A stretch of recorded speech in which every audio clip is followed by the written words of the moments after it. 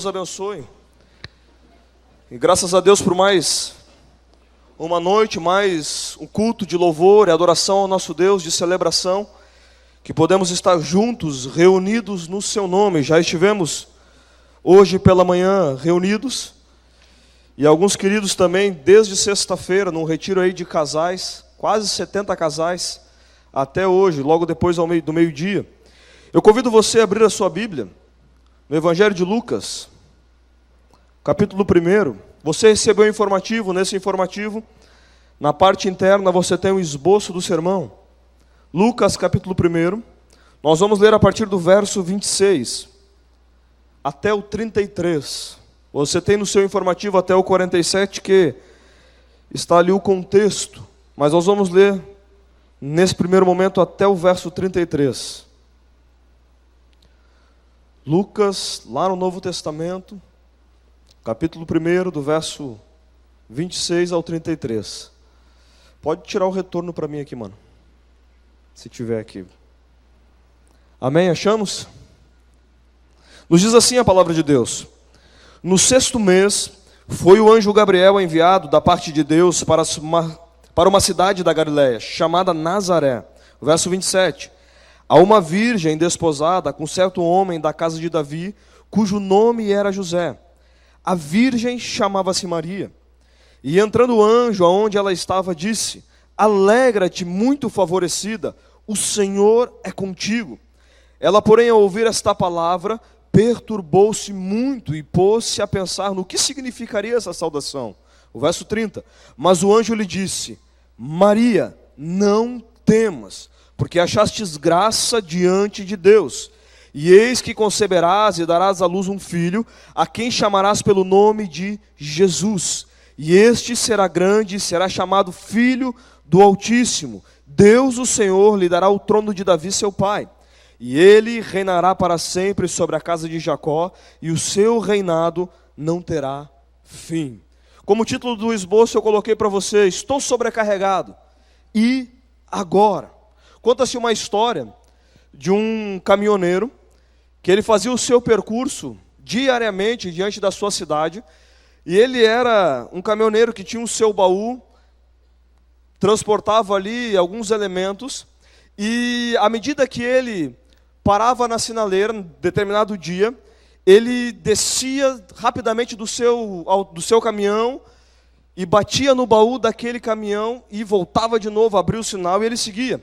E ele fez o seu trajeto mais ou menos de 3, 4 quilômetros, e um carro que vinha atrás, que talvez não tinha nada muito o que fazer, achou intrigante aquilo e foi atrás, o seguiu. E vai aqui, vai lá, e sempre a mesma cena se repetindo.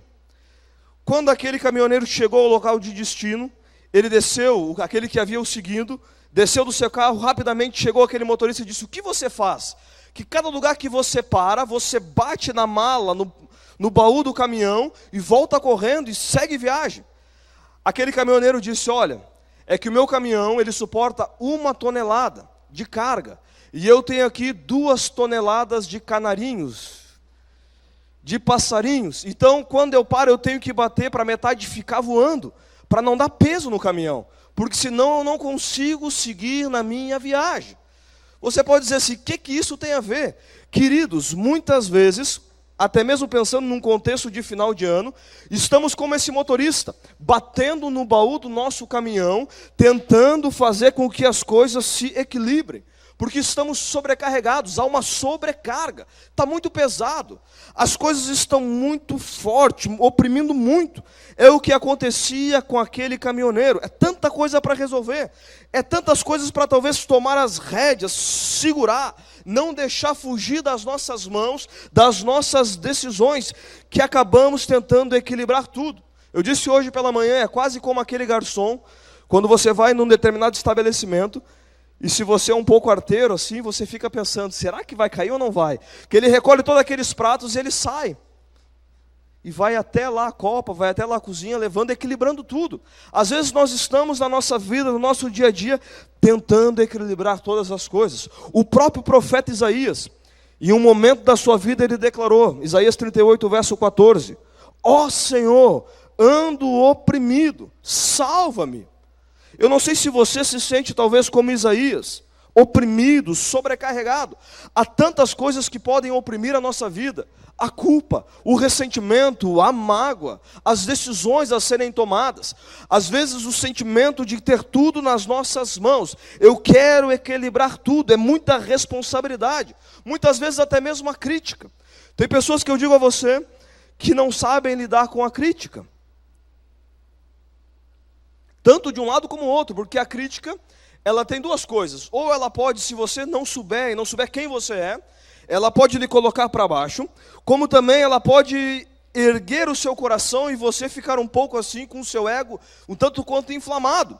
Tem pessoas que não sabem lidar quanto a crítica é um tanto quanto negativa. Isso pressiona, ela fica sobrecarregada, ela tem vontade de deixar tudo e todos, porque ela não sabe muitas vezes lidar com o contraditório. O estresse vai oprimindo muito as pessoas.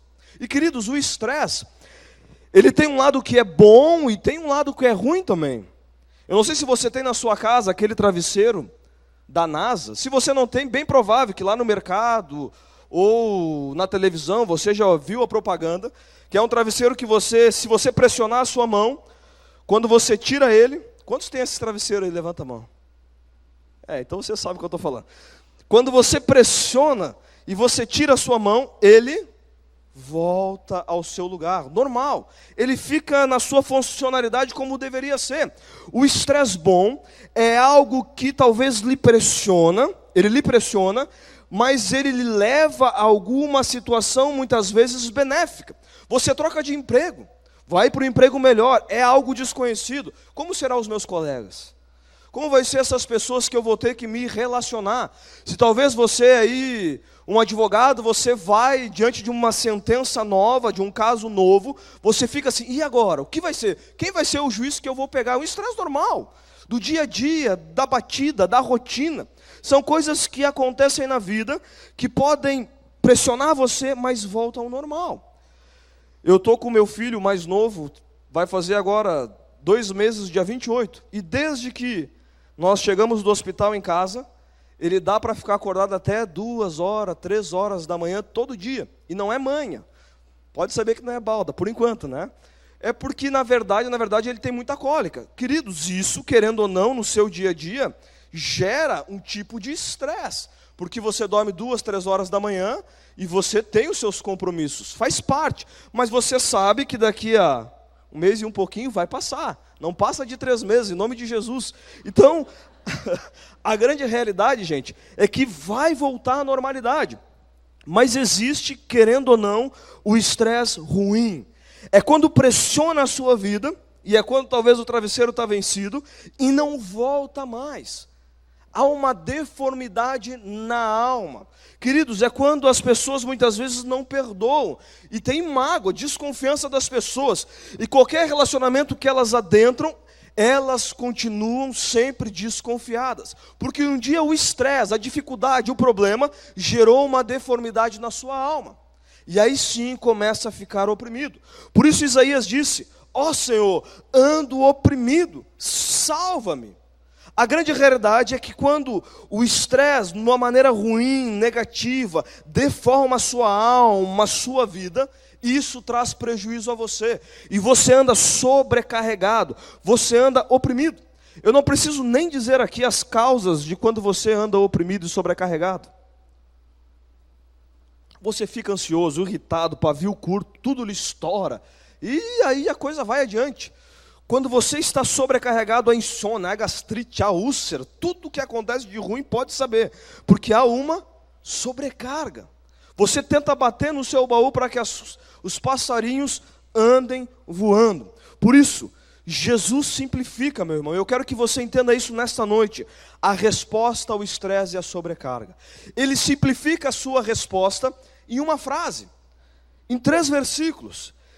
Mateus, Evangelho de Mateus, capítulo 11, o verso 28 e o verso 30, palavras de Jesus, ele diz assim, vinde a mim, todos os que estáis cansados e sobrecarregados, veja bem, e eu vos aliviarei. Tomai sobre vós o meu jugo, e aprendei de mim, porque sou manso e humilde de coração, e achareis descanso para a vossa alma, porque o meu jugo é suave e o meu fardo é leve. O que fazer quando se está sobrecarregado? É preciso entender isso que Jesus está nos dizendo. E não apenas isso, nesta noite eu quero que você entenda, através da vida de Maria, Maria, mãe de Jesus, os passos que ela deu diante de uma situação que apareceu na sua vida. Como ela lidou com a sobrecarga, como ela lidou no momento, talvez que ela estava com esse estresse, de algo que ela não sabia o que iria acontecer. Muitas pessoas acham que Maria era alguém assim sobrenatural. É o que acontece aí fora, quando as pessoas muitas vezes a idolatram. Muito pelo contrário, Maria era uma mulher comum, no sentido de pessoa, mas bem-aventurada nas suas decisões, bem-aventurada naquilo que ela entendeu do projeto de Deus para com a sua vida. Essa é a grande diferença de Maria, e Deus a escolheu para um projeto tremendo. Maria, no texto que lemos, fala a respeito de um anjo que chega a ela, o anjo Gabriel, e diz: Maria, aprove a Deus lhe escolher para ser mãe de Jesus. Já pensou? Se fosse com você? E agora? Que situação, gente. Maria deveria ter em média, pelo contexto da época, 14 anos de idade. Isso é até um tanto quanto difícil de nós imaginarmos na realidade da sociedade que vivemos hoje. As pessoas casam com 30, 40, 50 anos às vezes. Então, também com 14 hoje em dia é muito cedo. Mas naquela época era um outro contexto. Mas você imagina Maria sendo virgem, não estando casada, agora ela está diante de algo. Ela vai ser mãe de Jesus. Como explicar? Você não acha que é uma sobrecarga? Como eu vou dizer no meu povoado que eu estou grávida e eu não tive relação antes de casar? Ou melhor, como eu vou explicar para José, porque ele é seu marido, né? Que eu estou grávida. Que história, né? Que conversa. Havia com certeza um momento de adequação, um medo da crítica, um medo da mudança. Ela poderia até mesmo ser apedrejada se o povo entendesse que ela estava numa imoralidade sexual. Mas o que Maria fez? Maria fez 3 coisas, que são a resposta para mim e para você nesta noite. E não importa a causa da sua sobrecarga, pode ser a dívida, pode ser pelo cansaço, pode ser pelo estresse, pode ser porque você está com muitas tarefas. É preciso olhar para o exemplo de Maria. E eu quero dar uma pequena dica a você, antes de mais nada. É bem provável que você deve fazer tudo o contrário que você está fazendo hoje. Porque às vezes nós fazemos sempre e normalmente aquilo que não era para fazer. Então é o inverso. É o contrário daquilo que muitas vezes nós sentimos vontade de fazer. O que fazer então para aliviar a sua sobrecarga? Como reduzir? Como aliviar? Primeira coisa, deixe de lado a sua necessidade de controlar a situação. Queridos, a grande verdade é que quanto mais as coisas fogem do nosso controle, mais queremos controlar. Quanto mais não temos controle, mais o queremos controlar. Fizemos o que não deveríamos. Eu usei como exemplo nesta manhã, é como aquele pai e aquela mãe que os seus filhos crescem, casam, e eles continuam querendo dominar a vida dos seus filhos. Eles já casaram, estão tocando a vida. O papai e a mamãe precisam perceber que os valores, a instrução dada, enquanto eles estavam na sua casa, foram suficientes para que eles possam viver uma vida plena e satisfatória. Mas você tentar agarrar a vida dos seus filhos recém-casados, ou mesmo depois de uns anos de casados, e querer dominá-la, é querer dominar o que não se deve dominar, o incontrolável. E isso gera estresse. Fazemos de tudo para controlar toda a situação. Não queremos ser pegos de surpresa em nada. Eu me lembro que ainda logo no começo da minha caminhada cristã, e eu sempre tive uma personalidade de querer controlar tudo a respeito do que eu ia fazer no meu dia, na minha vida, e tinha que ser ipsiliter como eu imaginava. E mesmo depois de conhecer a Jesus, muitas vezes eu ficava frustrado. Se eu me programasse para algo naquele dia e não fizesse, e não acontecesse como eu havia imaginado. Isso mudou depois que eu casei. Eu não sei se é porque mulher tem um pouco desse dom de dizer, olha, tchê, às vezes a coisa tem que ser como a mulher quer, né? Estou brincando. Mas a grande verdade, gente, é que você, com o tempo, na fé, na caminhada, você precisa ir amadurecendo. E o amadurecimento mostra que tem coisas que você não controla. Deus tem outras maneiras, outros jeitos, e às vezes você está indo para lá e Deus quer que você vá para lá. E Deus é Deus. E é quando você entende e compreende que você não domina tudo, que você não controla tudo. Mas nós, seres humanos, queremos controlar, queremos ter a garantia, queremos ter a resposta de tudo. Se eu mudar de emprego, como vai ser? Se talvez a doença vir, se eu tiver mais um filho. E gente, às vezes eu me impressiono com pais que eles ficam assim, como eu vou ter mais um filho? Eles querem controlar tudo, tudo, tudo, tudo, tudo. O incontrolável. Porque acham que tudo depende de si. Queremos gerenciar todas as coisas. Isso é tão verdade, gente. Eu não sei se você já parou para pensar nisso. Mas olhe um pouco ao seu redor. O nosso desejo é tanto de controlar as coisas que nós queremos sempre saber o amanhã, o futuro. Se eu colocasse aí no esboço de você a resposta para o seu futuro, dia a dia. Ah, tenho certeza que você estava se lambendo, né? O que vai dar amanhã? O que vai acontecer? O que Deus tem para mim? As pessoas querem controlar tanto que elas vão ao tarô, elas vão às cartas, elas vão aqui e acolá, querendo descobrir aquilo que está no amanhã. E a grande verdade é que, intencionalmente, gente, Deus não revela toda a sua vontade a mim e a você. Há coisas que são gerais, mas há coisas que Deus não revela tudo. Por quê? Uma, porque você pode ficar com uma certa soberba. E outra, porque também você pode se frustrar. Em alguns sentidos. E acima de tudo isso, gente, porque Ele quer que eu e você confiamos nele. Ele quer levar eu e você a depender dele, não importa a área. Temos a confiança nele. Ele está no controle. Por isso, gente, o exemplo de Maria, ela ao ouvir a grande notícia, ela disse ao anjo, como será isso? Mais ou menos ela está dizendo assim, mas como isto? Pois não tenho relação com homem algum. E aí então o anjo respondeu, no verso 37, porque para Deus não haverá impossíveis em todas as suas promessas. Não há nada impossível para Deus. Quando nos sentimos sobrecarregados, essa é a pergunta, mas como? Como eu vou pagar as minhas contas? Como a doença vai sair da minha casa? Como o meu patrão vai me dar um aumento? Como as coisas vão ser diferentes? Como meu filho vai sair das drogas? Como meu filho vai lidar com essa situação? Como meu esposo vai mudar a sua vida? Mas como? É a típica pergunta de alguém que está sobrecarregado. Como as coisas vão acontecer? Há uma grande diferença. De jeito nenhum para mas como. Maria não disse, quando o anjo disse a ela, você vai ser mãe de Jesus. Ela não disse, para lá, de jeito nenhum. Não estou afim desse negócio. Não, não foi isso. Ela quis saber, mas como vai acontecer?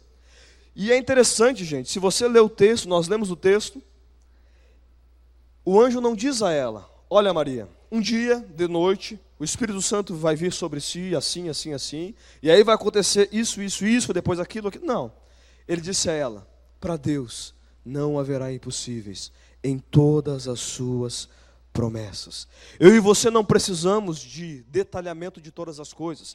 Eu e você precisamos nos render à vontade de Deus, ao plano de Deus, ao propósito de Deus. E a maior razão de muitas vezes estarmos estressados, sobrecarregados, é porque achamos que tudo depende de nós. Tudo depende da maneira que fazemos, tem que ser tudo conforme nós fazemos para as coisas acontecer. Você não é assim muitas vezes?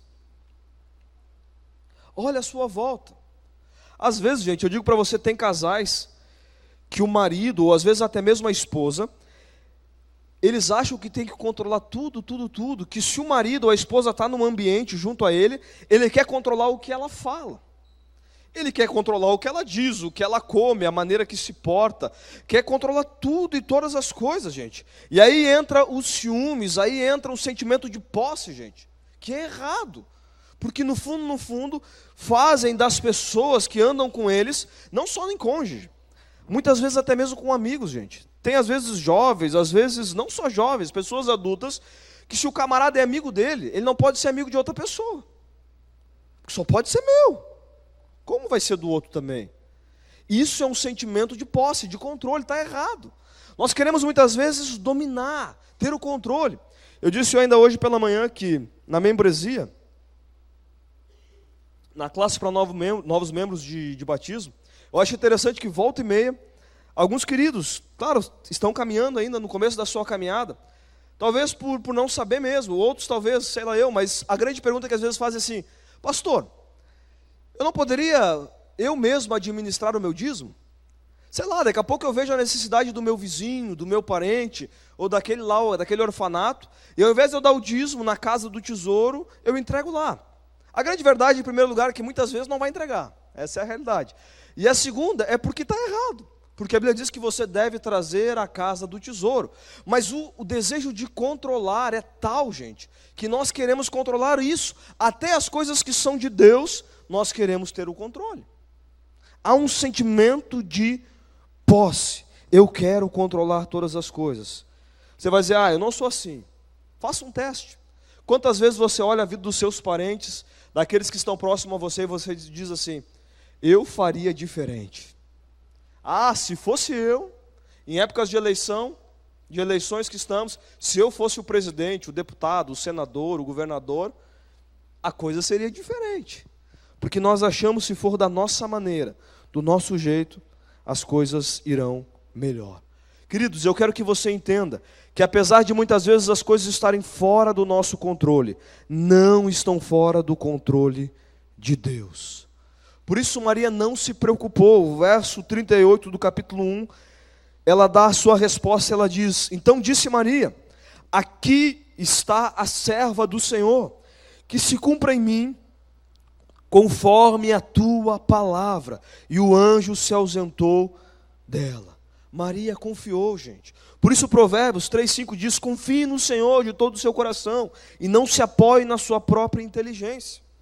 Gente, a Bíblia diz que eu e você devemos planejar. Ele nos deu inteligência, nós devemos pensar, entender as coisas. Mas Ele diz: não se confie no seu próprio entendimento, confie em Deus. Não se apoie no seu próprio entendimento. Sabe o que a Bíblia está dizendo?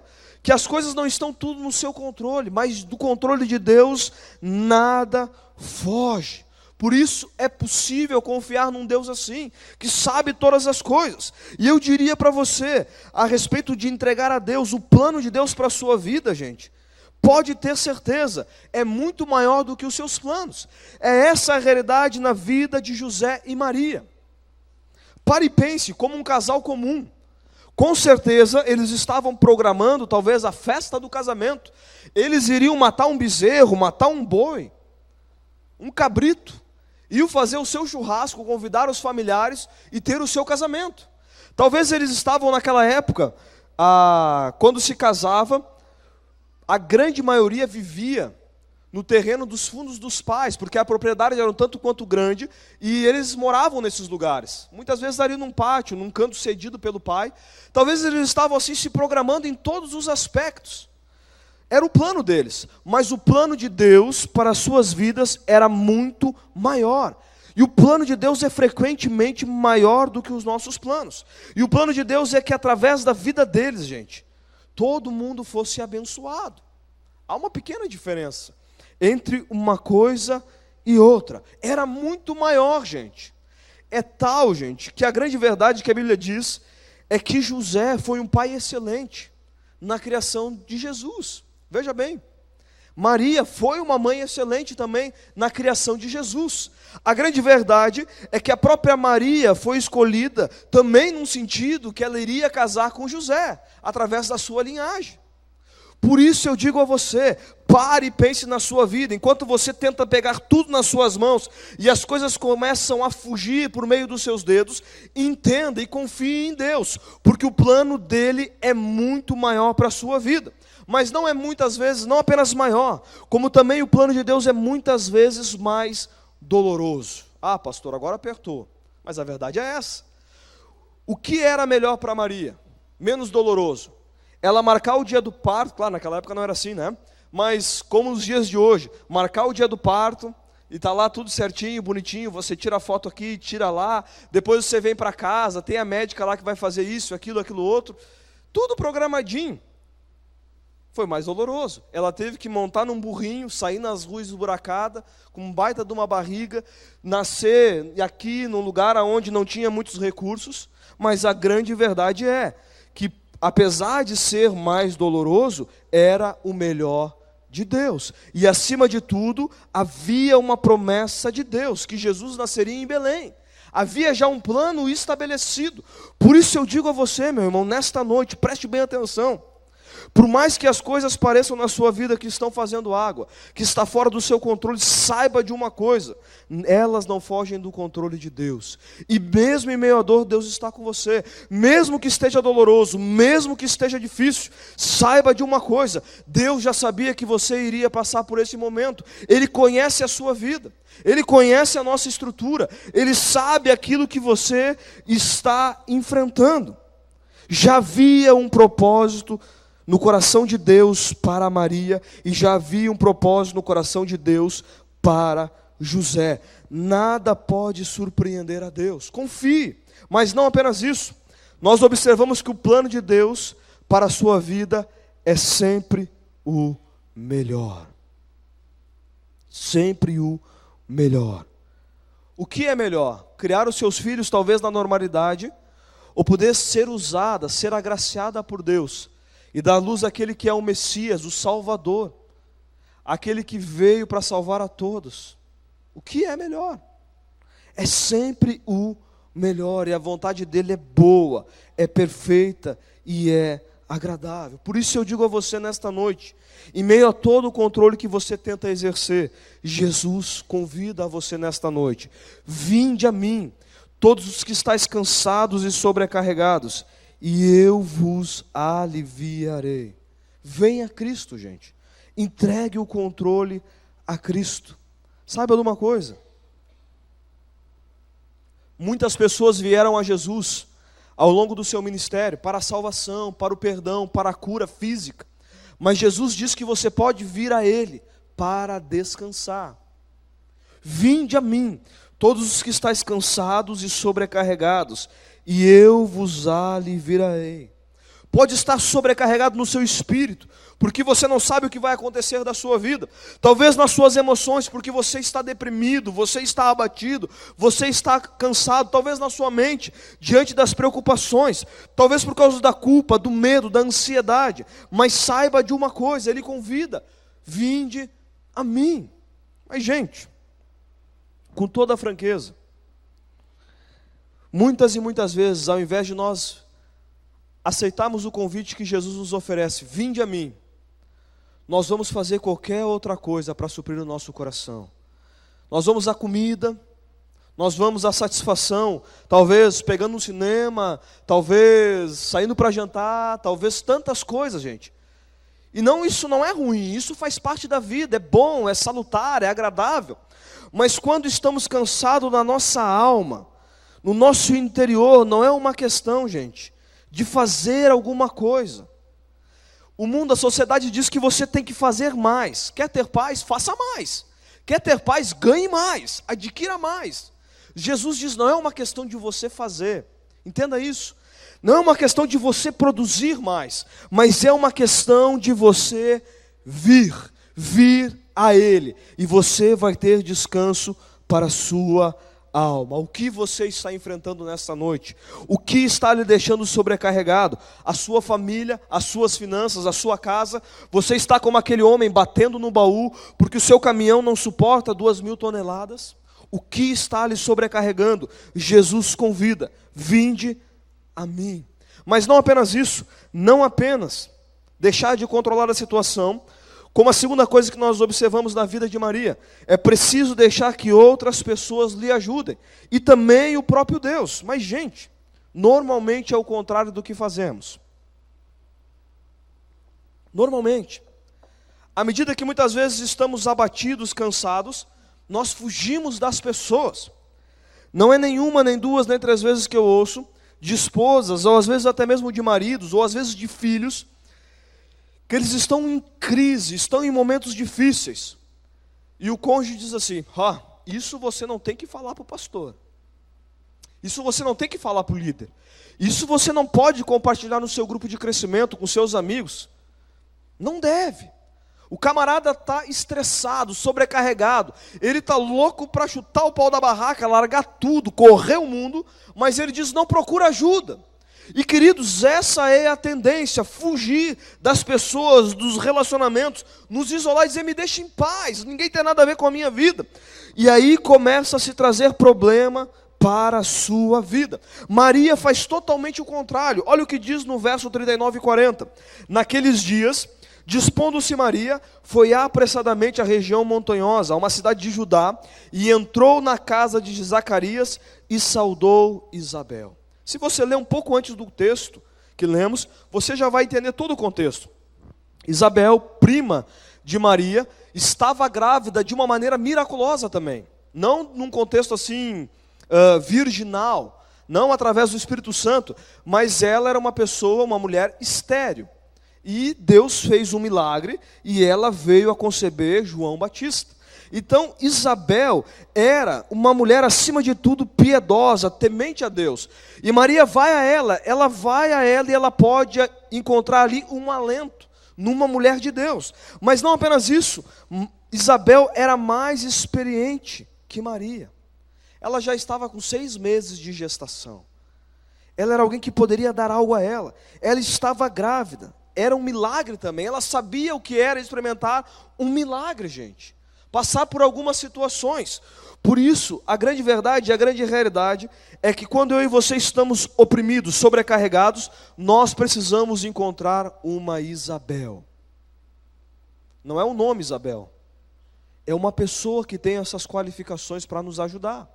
Uma mulher, um homem de Deus, gente, um cristão maduro, que pode ser o seu mentor espiritual, o seu parceiro espiritual, alguém mais experiente, não perfeito, mas alguém que pode ser um pouquinho mais à frente de você, mas que vai orar com você e vai estar junto com você, vai lhe ajudar a crescer.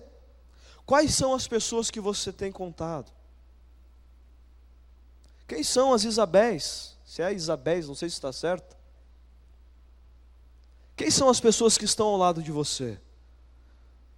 Porque hora ou outra, gente, você pode dizer: pastor, isso não tem nada a ver comigo.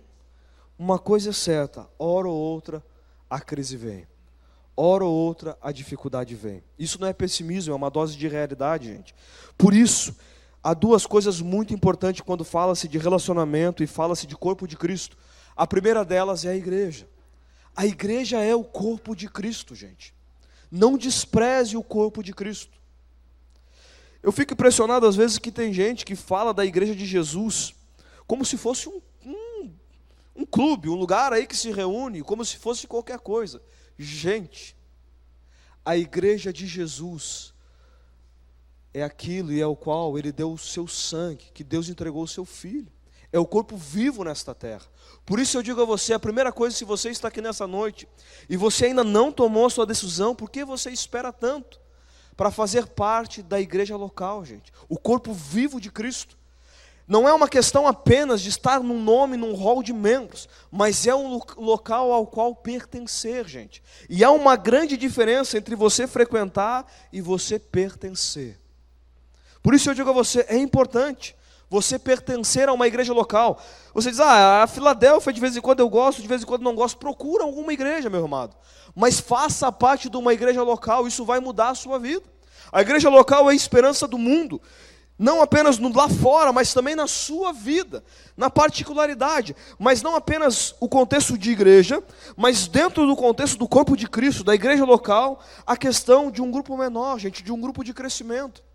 É fundamental andarmos com outras pessoas, estarmos num grupo de crescimento.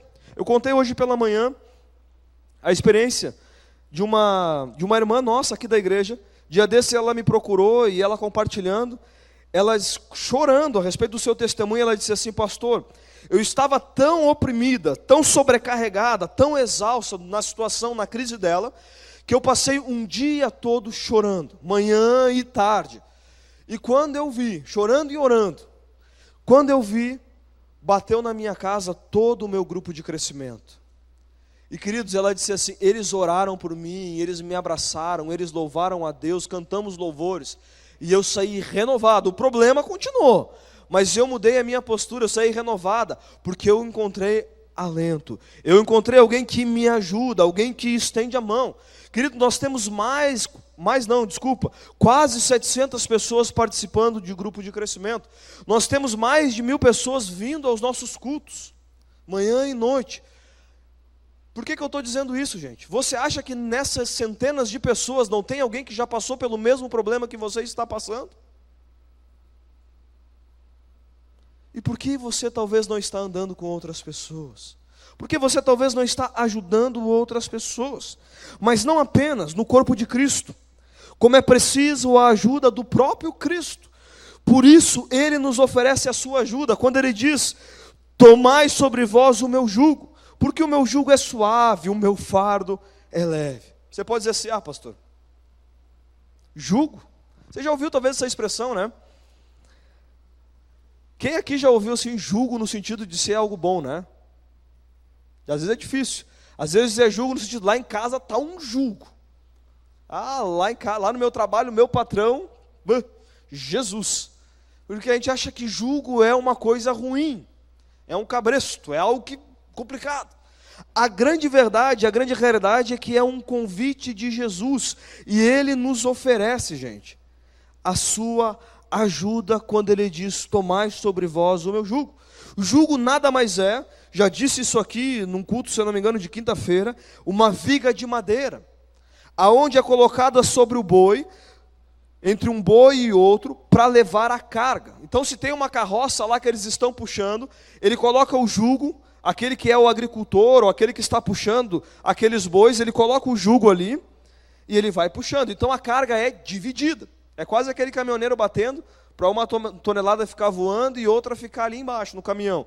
É dividido, gente. Quando Jesus diz, tomai o meu jugo, Ele está dizendo, eu quero que você compartilhe aquilo que você está passando comigo. Eu quero que você receba a minha ajuda. Quando Ele diz, o meu jugo é suave, o meu fardo é leve, qual é o jugo de Deus? É pesado, gente? Não. É leve, é suave. Ele não tem um peso para colocar sobre você. Muito pelo contrário, Ele diz, eu estou ao seu lado, e eu quero compartilhar o peso que você tem, compartilha comigo. E aí eu posso levar a sua vida de uma maneira mais leve, sem sobrecarga. É isso que a palavra está dizendo. É tão interessante isso, gente, porque num contexto do antigo Israel, se diz, os entendidos, e eu não sou o entendido, mas se diz os entendidos que os carpinteiros daquela época, normalmente eles não faziam casas, mas eles faziam instrumentos e ferramentas agrícolas. Essa era a grande realidade. E Jesus era um ótimo carpinteiro, um excelente. Então eu tenho certeza que Jesus, quando Ele ia fazer um jugo, Ele ia lá e devia talvez, eu estou aqui conjecturando, Ele iria ali bem provável que medir o pescoço de um boi, medir o pescoço do outro boi, e aí Ele fazia o jugo mais perfeito que tinha, gente, para colocar ali e não ficar arranhando, não ficar machucando, mas para andar de uma maneira boa. Sabe o que isso significa, gente? Que Deus conhece a mim e a sua realidade, e o jugo que Ele quer colocar em mim e você, para mim não é o mesmo para você, porque Ele sabe a sua estrutura, Ele conhece a sua realidade, a sua particularidade, a sua peculiaridade, a sua dificuldade, o seu problema, a sua crise. E Ele diz, eu quero lançar sobre você, colocar em você, porque eu quero dividir a sua carga. Você quer aceitar o convite de Jesus? Aquilo que Ele está oferecendo a você?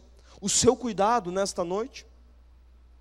Você aceita aquilo que Ele está oferecendo? Você quer isso?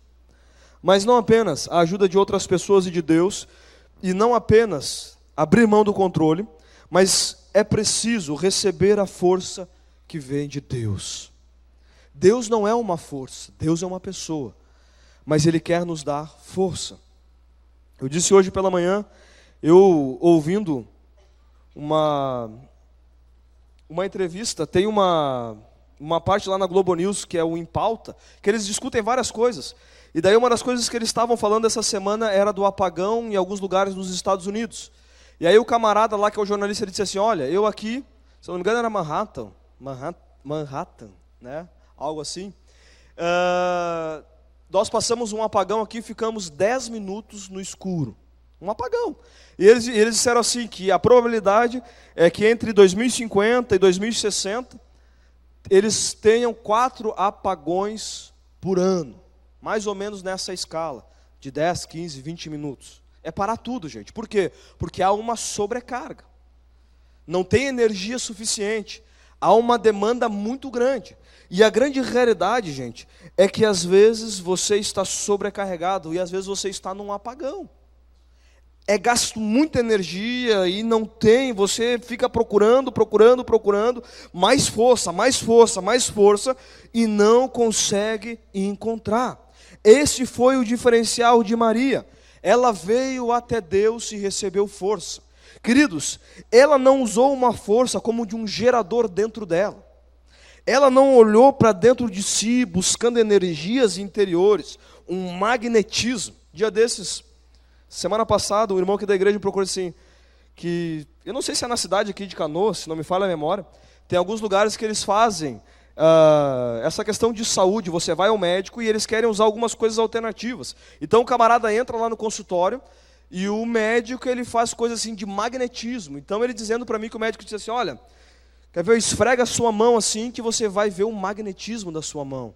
E aí você passa a energia um para o outro, daqui a colar, e a coisa você vai melhorando. Queridos, não é nada disso que a Bíblia diz, gente. A força não vem de você, não está dentro de você, não é olhar para dentro de si, não é um positivismo barato, não é essas coisas. Maria, no momento que ela enfrentou de uma situação esmagadora, ela não olhou para dentro de si, mas diz o texto que ela alegou as promessas de Deus. No verso 45 diz assim, a respeito de Maria: bem-aventurada a que creu, porque serão cumpridas as palavras que lhe foram ditas da parte do Senhor. Qual a atitude de Maria? Ela estava calma, mesmo questionando, gente, porque ela entendia e ela cria nas promessas de Deus, na ajuda de Deus. E é isso que Deus diz a mim e a você nessa noite: deixa eu lhe ajudar. Deixa eu lhe ajudar. Há muitas promessas de Deus nesse sentido na Bíblia. E como eu disse, isso não é balela, isso não é história, gente, isso é a palavra de Deus. E esta é a resposta de Deus. Não é autoajuda, mas é algo que Deus oferece. Quantos aqui nessa noite sabem que Deus pode lhe dar a força que você está precisando? Você sabe disso? Quantas vezes você tem recebido essa força? Quantas vezes você tem se rendido a esse Deus? Isaías 40, o verso 29 e o verso 31, não está no seu esboço. Se você quiser anotar e depois ver em casa, diz assim: aos cansados Ele dá novas forças. E veja bem, é algo novo, gente. Ele não diz aos cansados, Ele manda olhar para dentro de si e procurar a força dentro de si, não. Ele diz aos cansados, Ele dá novas forças e enche de energia os fracos. Até os jovens se cansam e os moços tropeçam e caem, mas os que confiam no Senhor recebem sempre novas forças. Voam nas alturas como águias, correm e não perdem as forças, andam e não se cansam. Essa é a resposta de Deus. E de maneira prática, duas coisas que Maria fez, que eu e você podemos fazer para encontrar, no momento da crise, da dificuldade, novas forças. A primeira coisa, quando você passa por essa situação, você deve louvar a Deus por sua bondade. O verso 46 e o verso 47 diz: então Maria disse: a minha alma anuncia a grandeza do Senhor, o meu espírito está alegre por causa de Deus, o meu Salvador. Apesar do estresse, apesar talvez das críticas e tantas coisas, ela diz: eu me alegro em Deus. Maria se alegrou no plano, no projeto de Deus. Ela exultou a Deus. Ela conhecia, gente, o projeto de Deus para a sua vida. Ela descansou, ela confiou. Eu digo a você, quantas vezes faz que você não adentra a presença de Deus, louvando, o engrandecendo, se rendendo diante daquele que Ele é, daquilo que Ele é, o Deus vivo. Quantas vezes faz, talvez, que você não faz isso? Nesse momento, quando você louva a Deus, isso tira o foco do seu problema, da sua dificuldade, e traz o seu foco a Deus, na grandeza de Deus. Faça isso. Mas não apenas isso. Ela pensou em Deus através da sua palavra, gente. O verso 19 do capítulo 2 diz: Maria, porém, guardava todas estas palavras, meditando-as no coração. Maria pensou na palavra de Deus. Maria meditou na palavra de Deus. Maria conhecia o plano de Deus, o projeto de Deus, gente.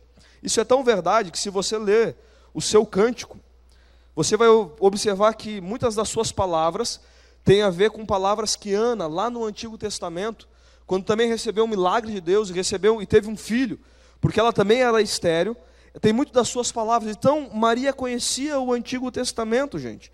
Por que conhecer a palavra de Deus nos ajuda na sobrecarga? Porque à medida que você conhece a palavra de Deus, as prioridades vão ficando de maneira correta, gente.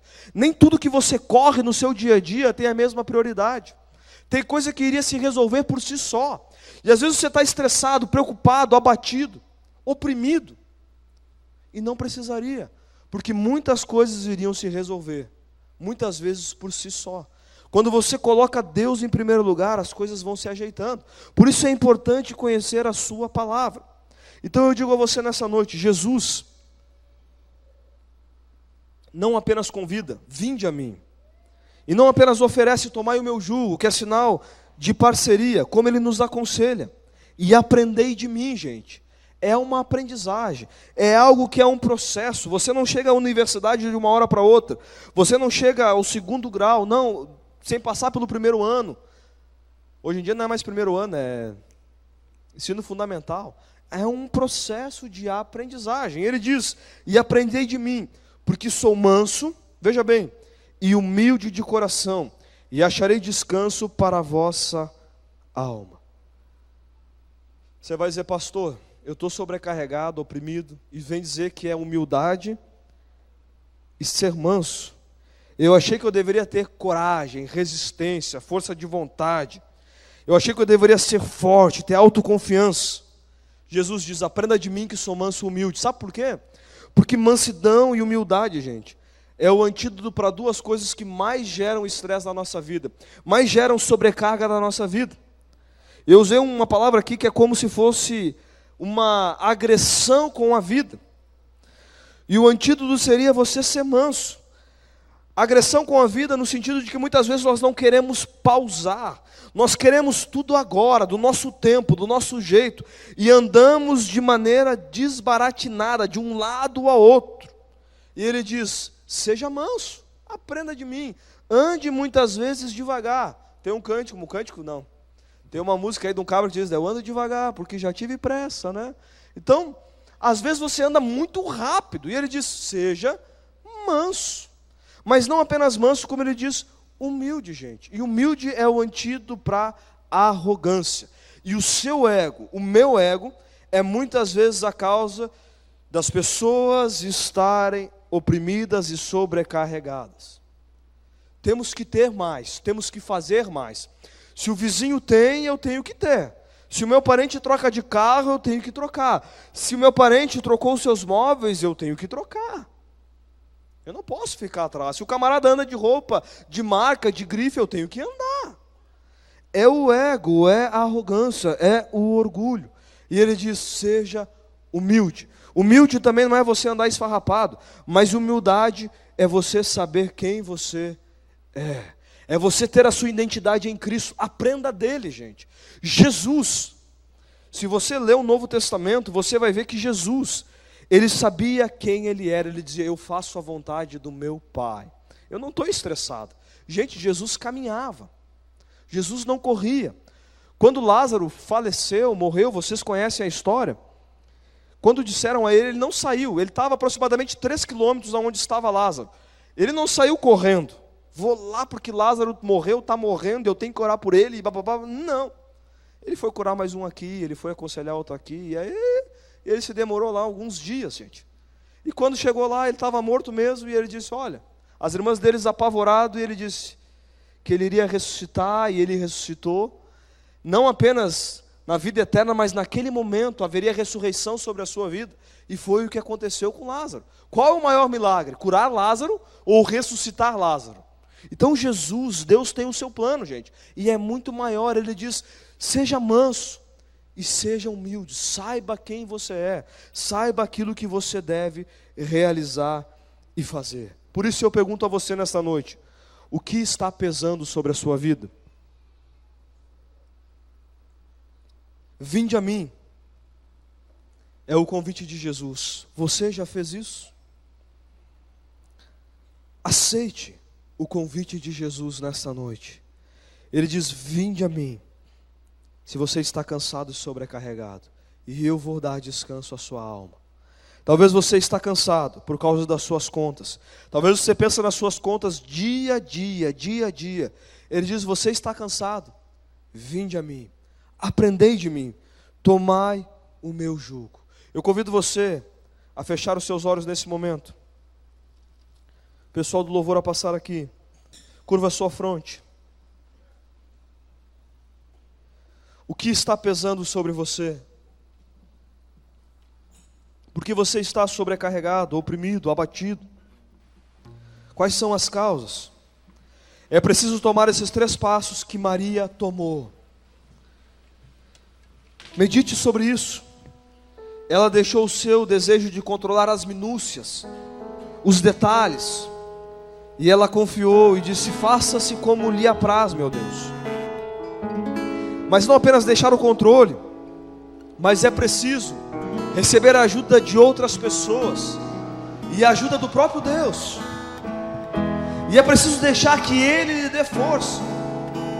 Ele é um Deus pessoal, que lhe conhece, aleluia, que lhe ama, que está com você. E há um texto que eu digo a você que é uma das grandes promessas, que precisamos nos segurar quando estamos oprimidos.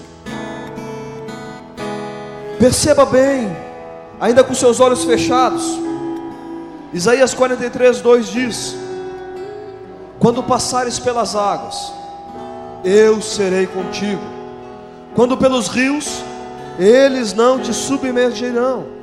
Quando passares pelo fogo, não te queimarás, nem a chama arderá em ti. Quando você estiver na profundeza das águas, eu levantarei você, eu lhe estenderei as mãos, a minha mão, e você vai subir.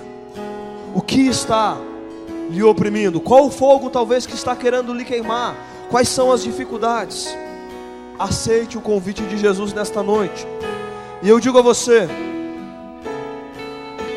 que está nos visitando hoje, você que tem vindo aos nossos cultos, ou talvez tenha frequentado um grupo de crescimento, pode ser a sua primeira vez aqui, e você ainda não aceitou o convite de Jesus, dizendo: Jesus, eu aceito o teu convite, dizendo, quando você diz: vinde a mim, e eu quero abrir a porta do meu coração para que você adentre, faça morada, e eu possa ter paz na minha vida, paz nos meus relacionamentos.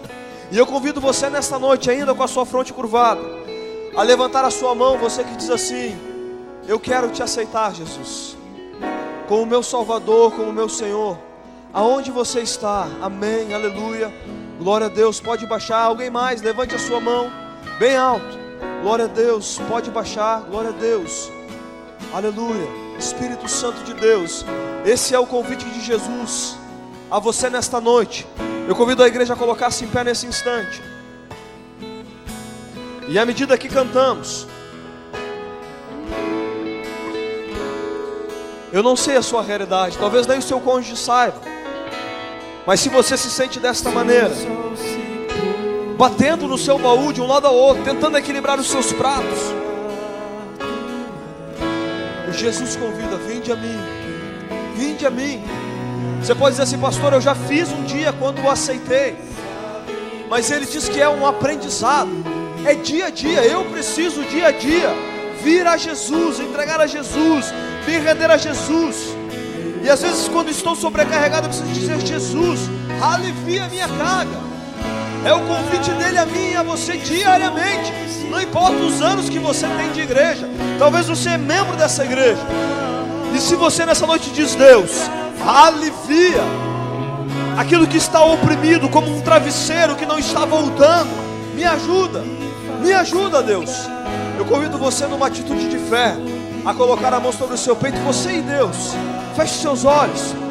Não importa se quem está ao seu lado, Eu digo, eu como pastor preciso muitas vezes dizer: Jesus, Jesus, me render, me prostrar, louvar o seu nome, engrandecer ao seu nome, porque eu sou homem, e eu sei que há um Deus, aleluia, que se importa conosco, e que mesmo que as águas tentem nos submergir, Ele vai nos tirar. Mesmo que o fogo tente nos queimar, Ele é aquele que nos tira, aleluia. Então coloque aquilo que está lhe oprimindo nessa noite diante dEle. Fale a Ele, diga a Ele: sim, Deus, em nome de Jesus. Contempla agora o coração do teu filho, da tua filha, a realidade, talvez a ansiedade, a preocupação, talvez lá nas suas finanças, Pai. Espírito Santo de Deus, talvez aonde ainda falta de perdão, a mágoa imperou, a desconfiança imperou, talvez lá no seu íntimo, na sua alma, o medo do amanhã, o medo do futuro, o medo da morte, o que virá amanhã. Espírito Santo de Deus, vem nesta noite, aleluia. Sim, Deus, sim, Deus. Contempla a realidade do teu filho e da tua filha, de cada jovem, de cada adolescente, de cada pai de família, de cada mãe. Deus, no nome de Jesus, de cada relacionamento, de cada casal, de cada família, de cada trabalhador, que talvez quando vai numa segunda-feira ao seu trabalho, ele se sente opresso, oprimido, está muitas vezes até mesmo por causa das trevas, oprimido. Deus, traz agora a graça, em nome de Jesus, aleluia. Sim, Deus, em nome de Jesus, aleluia. Pai, nós queremos nos colocar diante de Ti, e eis a vida da Tua igreja, da Tua noiva, o Teu corpo vivo, lavado, redimido pelo Teu sangue, Deus.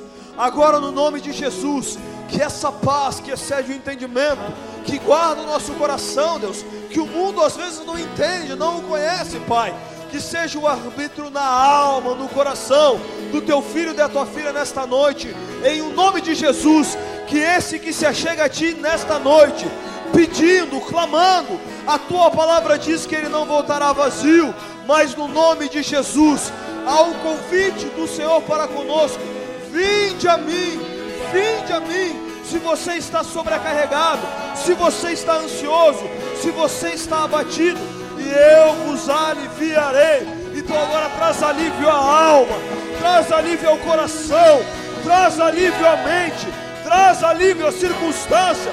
Faz a mudança, Pai, em o nome de Jesus. Muda o quadro, muda a realidade, transforma em o nome de Jesus, porque para Ti não haverá impossíveis diante das Tuas promessas. Aleluia, Pai.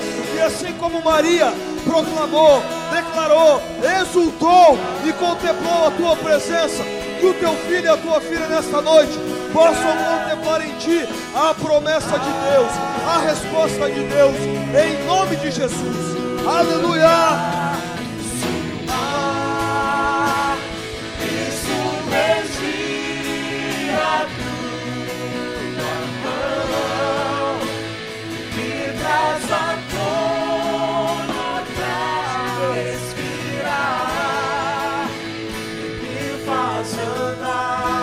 Essa é a promessa de Deus sobre as águas. Aleluia. Glória a Deus. Essa é a resposta para você, meu querido. Não esqueça disso. Venha a Jesus Cristo. Amém. Glória a Deus. Queridos, eu convido você nesse instante a assentar por um momento. E se você nesta noite tomou a sua decisão por Jesus, tem vindo aos nossos cultos, procure esses queridos com coletes laranja escrito "Conte comigo". Eles darão a você um CD e uma literatura para que você leve para casa. É gratuito. E você ouça, você leia e conheça mais a respeito desse Jesus que tem alívio para você, tem mudança para a sua vida, que a vontade dele é boa, é perfeita e é agradável. Querido, podemos confiar nesse Deus, em nome de Jesus. Procure esses queridos ao encerramento. Obrigado aos irmãos do Conte Comigo. Eu convido a passar aqui na frente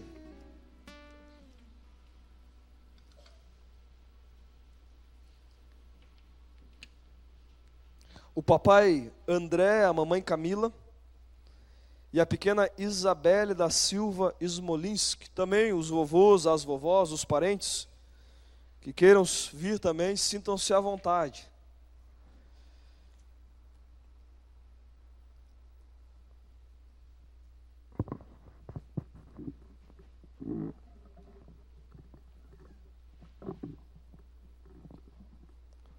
Os parentes que quiserem vir, sintam-se à vontade. Queridos, até mesmo na sequência, após o nascimento de Jesus, há algo que aconteceu na vida do nosso mestre, até mesmo no contexto do Antigo Testamento, e diz assim a palavra de Deus, no capítulo 2, do verso 21 ao verso 24 de Lucas. Completado 8 dias para ser circuncidado o menino, deram-lhe o nome de Jesus, como lhe chamaram o anjo, antes de ser concebido. Passados os dias da purificação dele, segundo a lei de Moisés, levaram-no a Jerusalém para o apresentarem ao Senhor, conforme os que está escrito na lei do Senhor. Todo primogênito ao Senhor será consagrado, e para oferecer um sacrifício, segundo está escrito na lei, segundo está escrito na referida lei, um par de rolas e 2 pombinhos. O próprio Cristo, completado 8 dias, foi apresentado ao Senhor.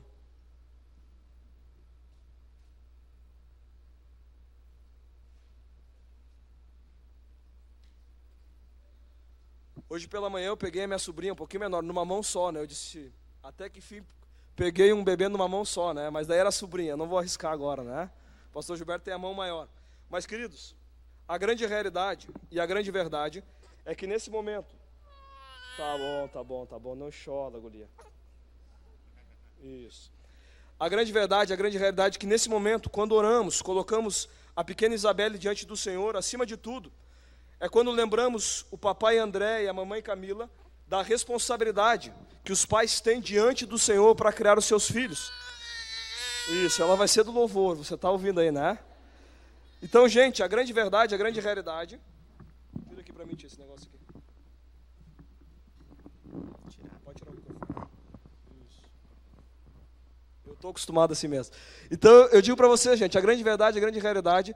do compromisso que os pais têm de criar os seus filhos numa sociedade, gente, onde a educação, não só no contexto legal, no sentido de uma sala de aula, mas está um caos, mas como muitas vezes a educação é aí fora em relação aos filhos, os pais. Por isso, quando o papai André, a mamãe Camila trazem a pequena Isabelle diante do Senhor, eles estão reafirmando esse compromisso de educá-la, de ensiná-la no caminho do Senhor, para que ela seja também a alegria, não apenas dos pais, dos avós, dos tios, dos parentes e de todos ao redor, mas acima de tudo do próprio Deus. Então essa é a responsabilidade do papai e da mamãe. Eu convido a igreja a colocar-se em pé nesse momento. Levante a sua mão direita para cá e nós vamos orar pela pequena Isabelle. Em nome de Jesus. Pai, muito obrigado, Deus, pela vida da pequena Isabelle. Essa menina que o Senhor tem, ó Deus, agraciado lá do André, da Camila. Obrigado, Deus, do pequeno Pedro. Deus, abençoa os teus filhos, em nome de Jesus. E que a pequena Isabelle, Pai, seja a alegria do papai, da mamãe, e acima de tudo a tua alegria. E que ela possa, Deus, ser abençoada a cada dia, no seu crescimento físico, mental, espiritual, intelectual. Livra ela de qualquer mal, nós abençoamos ela, Deus, e que ela seja a cada dia a tua alegria, meu Deus, em nome de Jesus. Dá graça aos pais a cada dia, educá-la, ensiná-la, para a glória e louvor do teu nome, Jesus. Amém, aleluia, glória a Deus. Você pode glorificar o Senhor?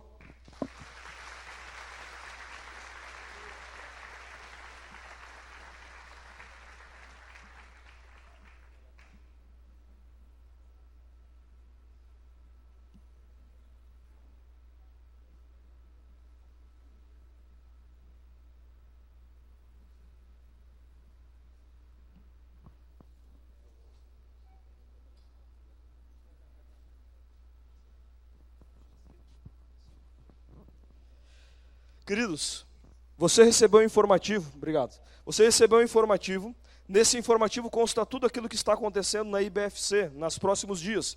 E eu gostaria que você levasse para casa, lesse, e antes que você dispersasse, preste bem atenção em algumas coisas que está aí, gente.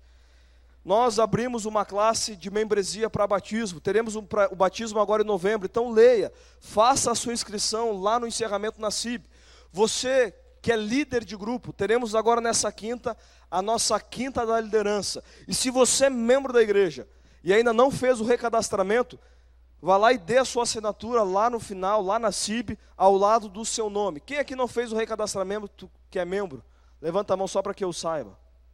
Bem alto, pode levantar bem alto dessa vez. Não precisa ter vergonha.